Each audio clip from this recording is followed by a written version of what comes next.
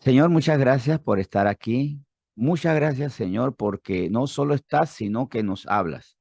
Porque tú no eres un Dios mudo, tú no eres un ídolo al que le hablamos una imagen tallada, a quien se le habla y no tenemos respuesta en ti, al contrario.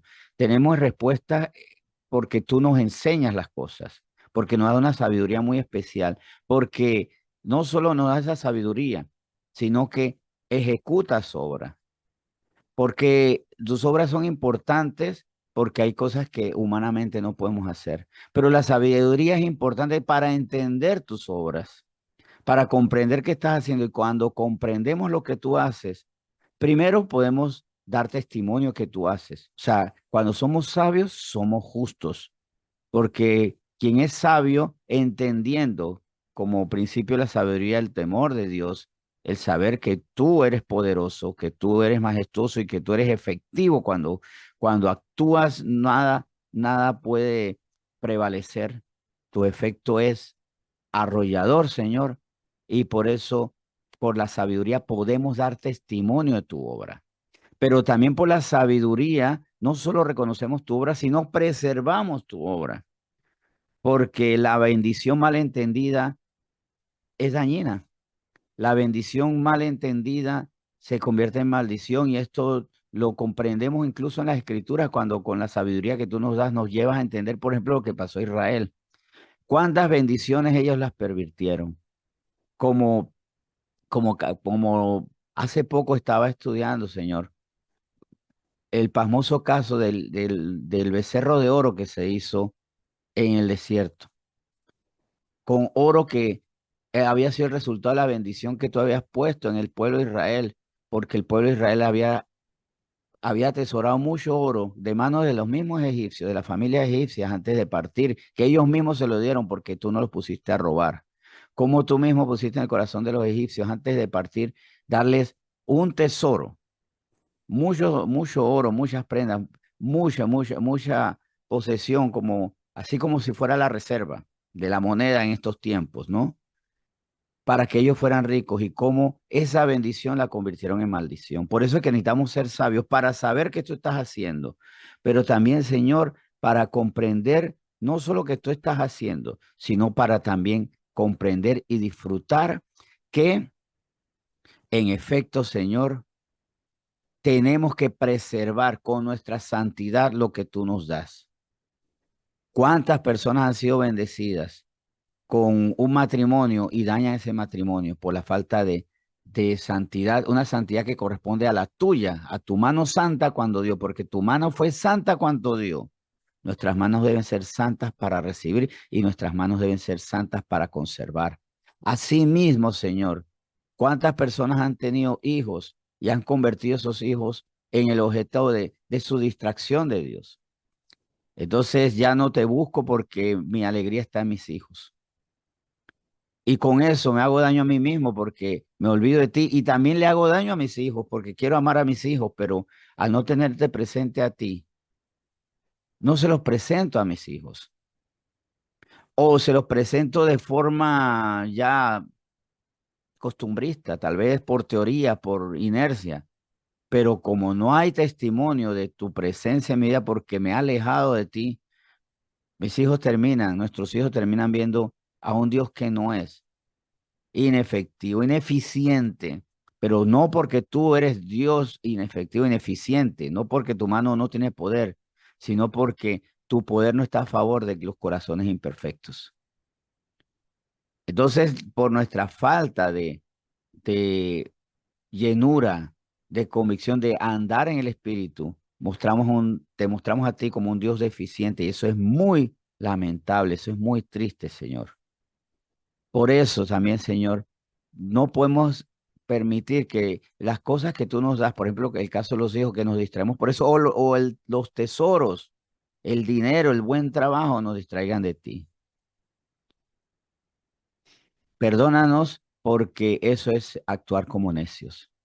Por eso necesitamos sabiduría para comprender lo que tú haces y conservar con santidad. Y esto me ha quedado muy claro, Señor. Esto me ha quedado muy claro ahora, en este momento orando. Lo que tú con mano santa me das, yo con manos santas los tengo que cuidar. lo tengo que preservar, lo tengo que mantener limpio. Tú nos bendices y gracias por todas las bendiciones que nos das. Ahora la gran pregunta que debemos hacer continuamente es, Señor, ¿qué estoy haciendo? ¿Qué estoy haciendo con lo que yo estoy recibiendo? ¿Qué estoy haciendo con esa bendición? ¿Estoy guardándola con temor, con reverencia, con gratitud o no? ¿Estoy convirtiendo la bendición en mi ídolo o no? ¿Estoy siendo humilde ante la bendición recibida o no? ¿Me estoy envaneciendo? ¿Estoy mirando a los demás con orgullo, con soberbia por encima del hombro, menospreciando los que los demás no tienen, menospreciando a esos que no tienen estas bendiciones que yo tengo, cuando más bien debo ser santo, manso, humilde de corazón ante cada bendición? Señor, ¿por qué estoy orando esto? Tú sabrás, porque no son oraciones planeadas. No vengo con el plan de que voy a orar, sí con el plan de la palabra que se va a compartir, porque tú hecho, me has hecho celoso de esto, Señor. Tú has puesto este celo, has puesto palabra, me has hablado incluso en los destiempos que decimos nosotros, en las madrugadas, para darme palabra necesaria, para plasmarla, escribirla. Así que sí, ciertamente, delante de ti, es verdad, hago palabras que tú me has puesto en el corazón, pero en las oraciones no hay nada planeado. Y si hay algo maravilloso es cuando nuestra oración, aunque tenemos nuestros anhelos, aunque tenemos nuestras inquietudes, siempre demos ese espacio maravilloso para que tú hables. Es más, habla tú primero, Señor.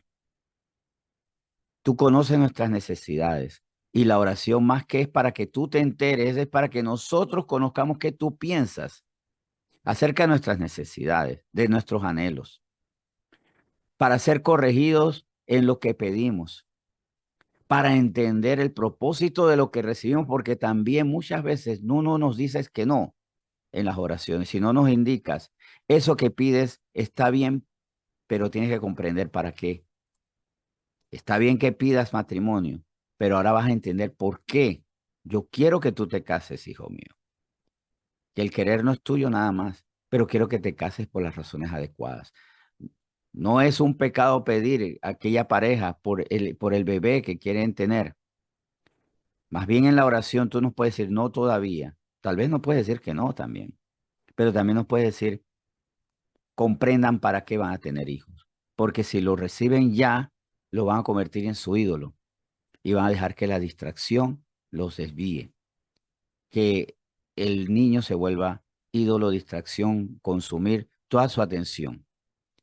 Y no es que no estimemos a los hijos, no es que no estimemos al trabajo, no es que no estimemos la bendición de una pareja, de una esposa, de un esposo, en el caso de las damas, sino que poner en el lugar equivocado, por encima de Dios, cuando más bien tiene que estar bajo la luz y protección de Dios, esa bendición, claro que nos va a llevar a errar si ponemos la bendición por encima de quien bendice.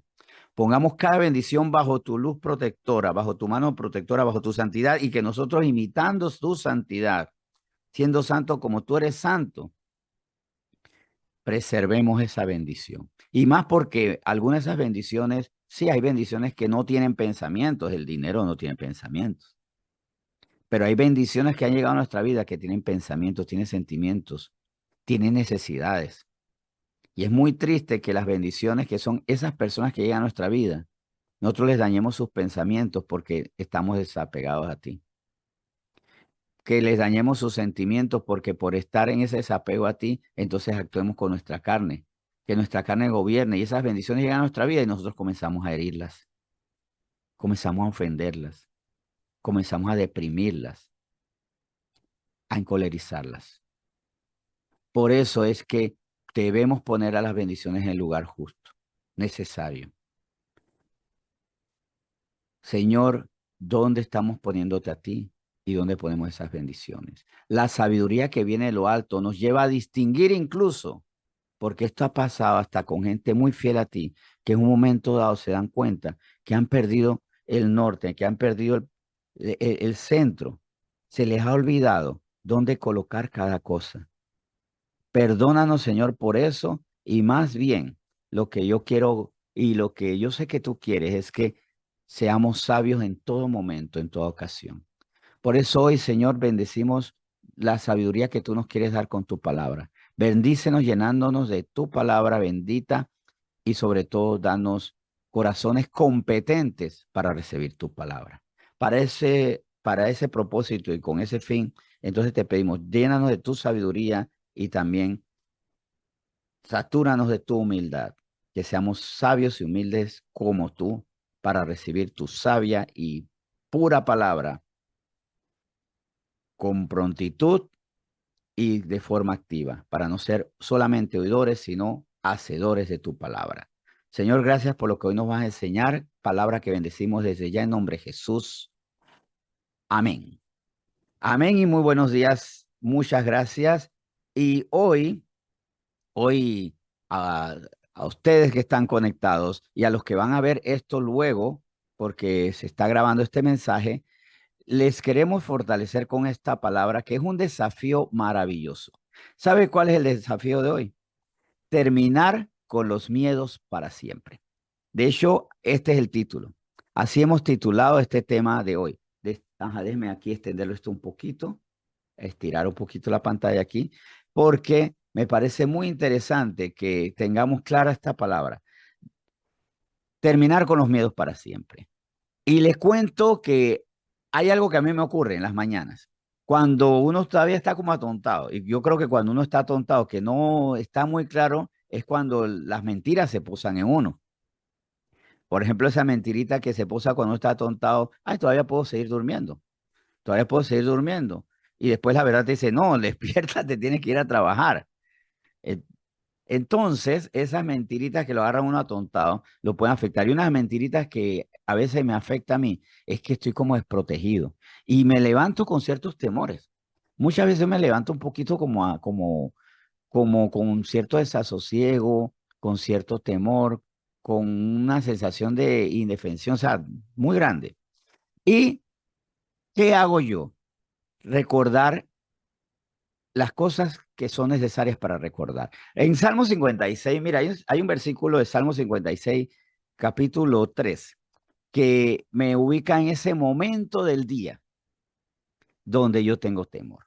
Dice Salmo 56, versículo 3. En el día que temo, yo en ti confío. Bueno, en las madrugadas, cuando me levanto con temor, estoy pensando cosas que no debo pensar. ¿Y qué hago yo para trasladarme del temor a la paz? Confiar en Dios. Dicho esto como ejercicio, me levanto, es muy madrugada y tengo como cierta sensación de que estoy desprovisto, que cualquier cosa me puede pasar por encima, porque estoy atontado, estoy todavía como el niño recién nacido, no entendiendo las cosas. En ese momento pienso, Señor, pero tú estás conmigo, tú eres mi Dios y por eso paso del temor a la confianza. Y si algo me tiene con afán, porque es verdad, yo en ti confío, pero tengo ciertos afanes, hago lo que dice 1 Pedro 5:7. Porque es cierto, a veces nos levantamos con temores que no tienen nada que ver, pero puede ser que nos levantemos en el día que tenemos una decisión crucial de un jefe que a lo mejor me va a botar del trabajo o me van a dar el diagnóstico ese que temo. El doctor va a decir qué es lo que sufro. Y eso me levanta con una ansiedad. ¿Y qué dice 1 Pedro, capítulo 5, versículo 7? Echando toda vuestra ansiedad sobre él porque él tiene cuidado de vosotros. Entonces, para perder el miedo, tengo que, primero que todo, confiar en Dios. Sí, porque habíamos visto en Salmo 56:3 que en el día que temo, yo en ti, Señor, yo confío. Ah, pero es que tengo un problema. Bueno, echo toda mi ansiedad sobre ti porque yo confío en ti porque tú tienes cuidado de mí. Ahí estamos asociando los versículos muy bien. Todas estas verdades, hilarlas para ya no tener miedo. Y si vamos a hilar verdades, también vamos a hilar advertencias. Vamos a Proverbios capítulo 29, versículo 25. Y ahí el Señor nos advierte a través de Proverbios 29, versículo 25, cuál es el problema de no vencer el miedo y a la vez no vencer el miedo porque no confiamos en Dios. Dice Proverbios 29-25, el temor del hombre pondrá lazo, mas el que confía en Jehová será exaltado. O sea que lo que dice aquí al principio, Salmo 56:3, enlaza, complementa perfectamente lo dicho en Proverbios 29-25, pero agrega algo, porque no solo el hombre teme, sino que ese temor nos enlaza, nos ata. ¿Cuántas veces hemos dejado de hacer cosas por miedo? No cambio de trabajo porque me da miedo no poder adaptarme. No enfrento situaciones porque me da miedo. ¿Qué me hará el hombre? Hagamos las cosas santamente y entregándole al Señor. Ay, que me van a pegar, me van a golpear, me van a gritar, me van a atacar, me van a tratar de perseguir, hacerme daño, que pierda mi fuente de ingresos. Entonces, confiemos en Dios. El temor del hombre hace que no hagamos el bien, mas el que confía en Jehová será exaltado. Sabe que haga el bien, porque Dios, si usted está haciendo lo correcto, le va a respaldar. Claro, Dios no va a respaldar si lo que yo voy a hacer es una villanía, una sinvergüenzura, algo impropio. No dejemos de hacer el bien por el miedo al mal que nos puede resultar por esto. Confiemos en Dios, decir, Señor, yo voy a hacer esto, que es lo que tú quieres que haga conforme a tu mandato, y no dejaré que el temor sea un lazo. ¿Y por qué debemos confiar en Dios siempre? Porque Él nos los dice en Éxodo 20, recordándonos el pasado. Vamos a leer versículos que son ya el preámbulo, la presentación de los 10 mandamientos. Pero antes de leer los 10 mandamientos, no los vamos a leer ahora, pero sí los versículos que llevan a los 10 mandamientos, me, me agrada mucho y me fortalece mucho lo que el Señor dice en Éxodo 20 del 1 al 2. Y la consecuencia debe ser el versículo 3 que vamos a ver ahora. Éxodo 20, del 1 al 2 dice, y habló Dios todas estas palabras diciendo, yo soy Jehová tu Dios, que te saqué de la tierra de Egipto, de casa de servidumbre. ¿Por qué yo confío en Dios? Porque Él ya hizo cosas en nosotros. Ah, que nosotros no vimos Egipto, no hemos visto ni las pirámides en vivo, sino por video, por fotos o por dibujitos. No es ese Egipto que estamos hablando, sino de la esclavitud que vivíamos. Yo no soy esclavo porque viví en Egipto. O yo no era esclavo porque vivía en Egipto. Yo era esclavo porque era esclavo del pecado, de la condenación, del castigo eterno. Y Dios nos saca de ahí, venciendo a la muerte misma y limpiándonos por completo. ¿Y por qué lo hizo? Porque Él es nuestro Dios. Yo soy Jehová, tu Dios, que te libré. Y por eso yo en Dios confío. Y por eso, como dice el versículo 3 de Éxodo 20, no tendrás dioses ajenos delante de mí. Yo no voy a tener a una persona ahí que es la que me va a librar de esto, si Dios es quien me libra. Que Dios puede usar una persona así. Si Dios determina, bueno, este hombre que está aquí, esta mujer aquí, te van a ayudar. Son mis siervos y yo los puse ahí para servirte. De repente hasta no son cristianos, pero así como Ciro, yo lo usaré a Ciro para que el pueblo restaure el templo, lo voy a hacer. Pero, ¿por qué yo no debo tener Dios? ¿Por qué no debo tener miedo? Pero, ¿por qué no debo tener miedo? Porque tengo un Dios que me saca de la tierra de Egipto. Y como dice en Isaías 41:10, esto a mí me conmueve. En Isaías 41:10, Dios da la orden de no temer. Pero ¿por qué no temo? ¿Porque soy Hulk? ¿Porque soy la mole? ¿Porque soy Superman? No, porque siendo alguien muy débil, muy susceptible, muy indefenso aparentemente en el término natural, tenemos un Dios que nos dice eso. Esto que vemos aquí en Isaías 41:10. No temas porque yo estoy contigo. No desmayes porque yo soy tu Dios que te esfuerzo. Siempre te ayudaré, siempre te ayudaré, siempre te sustentaré con la diestra de mi justicia. Así que siendo justos como el Señor, vamos a ver a su diestra de justicia, porque el Señor, por su justicia, nos va a defender siempre, nos va a fortalecer siempre, nos va a ayudar siempre, porque está con nosotros y sobre todo cuando por la justicia de Él, viviéndole en nosotros, Él se compromete con lo justo. Así que en resumen, hay verdades fundamentales que a mí me deben llevar a que el título de esta reflexión de hoy, terminar con los miedos, terminar con los miedos para siempre sea una realidad, sea la verdad que gobierne para siempre mi vida. Es más, vamos a orar al final para que se acaben los miedos. Ya se tienen que acabar los miedos, que son lazos para nosotros, que nos impiden crecer, prosperar, pasar por encima de situaciones y hasta controlar, es decir, alto a lo que hay que ponerle alto. ¿Cuáles son cuáles son esas verdades fundamentales para no tener miedo? Primero, recordar quién es Dios.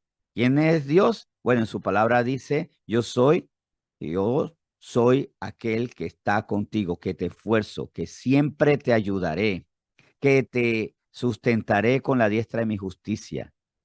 Yo soy quien te libró de la muerte, de la condenación, de la esclavitud del pecado. Ya yo hice, hago y seguiré haciendo, porque Él siempre estará con nosotros. Lo que Él quiere es que nosotros siempre estemos con Él, por supuesto. Él está con nosotros, pero estando con nosotros no puede respaldar lo que es pecaminoso, por supuesto. Así que recordar quién es Dios, recordar que somos para Él, somos ahora mismo sus hijos. Si estamos en Cristo, somos sus hijos. Recordar que también hay planes que Dios tiene y que están por venir. Miren, así como aquel que contrata a un futbolista de altísimo nivel y le cuida, le pone un hábitat, le pone gente que la cuide, para que lo cuide, para que la alimente. Tiene todo previsto para ese deportista porque tiene planes para él. Mucho más lo hace Dios. Yo cuido a aquella persona con la que tengo planes y recordar que hay planes que se verán, pero es que estamos pasando cosas malas. Todo lo malo pasará. Y todo lo malo es necesario para desarrollar el perfil que Cristo quiere hacer en nosotros. Todo lo malo que viene afuera, no todo lo malo que yo hago, eso sí, claro, no es lo malo que yo hago. Así que en resumen, sabemos que para los que aman a Dios, todas las cosas le ayudan a bien. Incluso esas cosas que nos aterran ahora, pero que son necesarias de la mano de Dios, enfrentarlas santamente y entregarles al Señor nuestras ansias. Porque, como decía Salmo 53, perdón, como decía Salmo 56:3, el que leímos al principio, en el día que temo, yo en ti confío. Vamos a orar y vamos a orar para ser libres de los miedos que hay que ser libres hoy. Señor, muchas gracias porque tú nos dices quién eres. Tú eres Jehová que nos esfuerza, que nos protege, que nos defiende, que siempre nos sustentará, que tú hablas de un siempre, no de un hasta quién sabe cuándo. Tú eres fiel. Tú lo que pides es que andemos conforme a tu diestra de justicia para garantizar siempre tu buena respuesta. Señor, y por eso, gracias por estar con nosotros. Gracias porque tú nos recuerdas que tienes planes para con nosotros, que hoy estamos pasando situaciones y tú nos vas a permitir, si ese es tu plan, que ese plan se niegue, el plan que tienes para mañana, para pasado mañana, para dentro de unos años, por lo que está pasando hoy. Porque somos instrumentos tuyos ahora, Señor. Señor, gracias porque recordar quién tú eres, qué somos para ti, quiénes somos para ti y qué quieres con nosotros, nos debe fortalecer. Y si en nosotros ya hay ansiedades, tenemos que entregártela a ti, echarlas sobre ti, porque tú tienes cuidado de nosotros. Y vivir plenamente tu amor, porque en el perfecto amor ya no hay temor. Porque el perfecto amor, porque el amor tuyo echa fuera todo temor. Por lo cual, si tenemos temor, tenemos que confesar que no hemos sido perfeccionados en tu amor y esa perfección tenemos que buscarla tú porque tu amor es perfecto. Nosotros tenemos que perfeccionarnos en entenderlo, vivirlo, creerlo. Señor, gracias por esta palabra que bendecimos hoy. En nombre de Jesús. Amén.